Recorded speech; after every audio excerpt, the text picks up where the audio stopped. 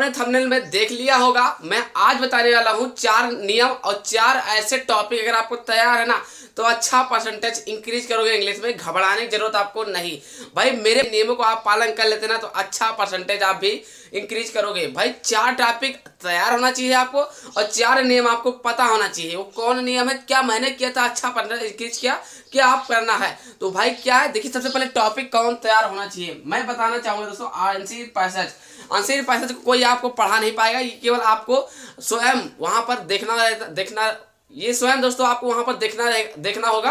क्या जो जो लिखा रहेगा क्वेश्चन उसी में से आंसर आपको ढूंढ करके आपको लिखना है, ये है ना। तो दूसरा नंबर क्या है दोस्तों, आर्टिकल आपका अच्छे से तैयार होना चाहिए। जैसा कि दोस्तों 10 नंबर में आर्टिकल आपका आता है, आंशिक पैसेज 15 नंबर तो आपके पक्के हैं, चिंता मत करिए। लेटर राइटिंग बात की जाए 10 नंबर का होता है दोस्तों, ये आपको तैयार होना चाहिए। लेटर राइटिंग तैयार होनी चाहिए, आर्टिकल आपको तैयार होना चाहिए और सेंट्रल आइडिया आपका 4 नंबर में तैयार होना चाहिए, है ना। तो लेटर राइटिंग, सेंट्रल आइडिया, ये चारों टॉपिक आपको तैयार होने चाहिए। अब तो पता है, चलिए मेरा तैयार है। सर आप बताना क्या चाहते हैं, मतलब आप दोस्तों कौन सा आर्टिकल आपको तैयार करना है। भाई आंशिक पैसेज जो रहा दोस्तों, इसको आपको तर्क शक्ति बुद्धि उसी में हेर करके लिखना है। रही बात क्या आर्टिकल आपको कौन सा तैयार करना है, तो मैंने कल ही वीडियो डाल दिया है, देखिए आप स्क्रीन पर आपको दिख रहा है, इसको देख लेना तो अच्छा आपको पता चल जाएगा।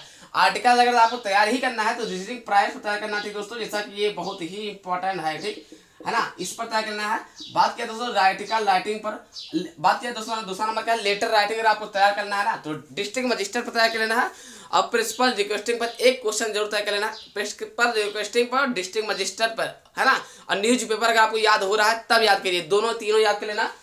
आप तैयार करोगे तो मेरा यही कहना है दोस्तों, आप ए थिंक आप ब्यूटी, है ना, और माई मदर 66 याद करके आते हो तो ये फंसेगा जरूर, ये आएगा जरूर, ठीक है। चलिए मेरा तैयार है। सर आप बताना क्या चाहते हैं, मतलब आपका महत्वपूर्ण नियम, मैं 4 महत्वपूर्ण नियम बताऊंगा जो जैसे चारों नियम अप्लाई करते तो आप अच्छा परसेंट इंक्रीज कर सकते हो। मान लिया अभी आप तक कुछ नहीं पढ़ा है, इसके अलावा, है ना, मान लिया क्वेश्चन आंसर नहीं याद हो रहा है ना, सिनोनिम्स एंटोनिम्स नहीं बना पा रहे हो, डायरेक्ट इनडायरेक्ट स्पीच नहीं कर पा रहे हो, तो आपको क्या करना है, मतलब ये वीडियो आज आपके लिए बहुत ही इंपॉर्टेंट होने वाली दोस्तों। अगर वीडियो पसंद आए तो लाइक करके चैनल को सब्सक्राइब कर लेना है, क्योंकि मैं हमेशा इंपॉर्टेंट वीडियो डालता रहता हूँ।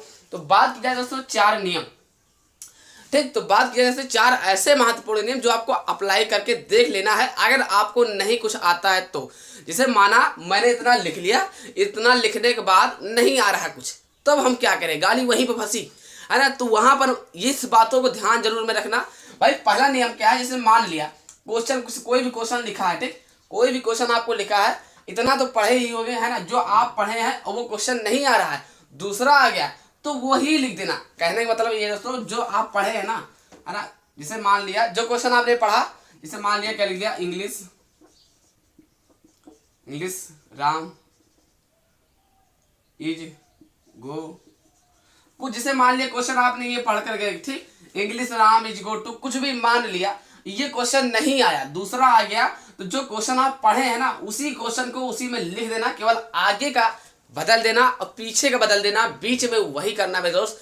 यही आप अप्लाई करके देखना है, तब जब आपको नहीं आता है, ये मैंने पहला नियम बताया है, ये मान चलिए जो है ना, ये नियम, ये ट्रिक है प्रकार से, जब नहीं ना आए तो इंग्लिश, जब आपको ना आए तब ये आपका ट्रिक है दोस्तों, ऐसा समझ गए। आगे जैसे मैंने ये क्वेश्चन याद करके गए, ये नहीं आया, दूसरा आ गया, तो यही जो आंसर है ना इसी को उसमें लिख दो, नंबर मिलेगा यार, इंग्लिश में नंबर नहीं कटता है, परेशान मत हो मेरे दोस्त।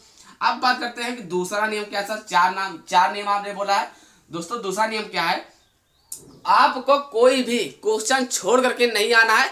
अगर मान लिया ये क्वेश्चन आपने, जैसे मान लिया कुछ भी लिख दो, राम, है ना, हैज गो टू स्कूल, जैसे मैंने लिख दिया Ram has go to school, ठीक, ये क्वेश्चन आपका दोस्तों वहां पर नहीं आता है, ठीक। तो दोस्तों दूसरा नियम क्या है, राम हैज गो टू जैसे स्कूल, ये क्वेश्चन आपको लिखा है, ये क्वेश्चन आपने पढ़ा भी नहीं है, मतलब इसको क्वेश्चन नहीं पढ़ा है ना, और इसका आंसर भी नहीं लिख पा रहे हो, तो करना क्या है, जो अनसीन पैसेज में लिखा है ना, भाई जो अनसीन पैसेज में लिखा है ना उसी को छाप दो।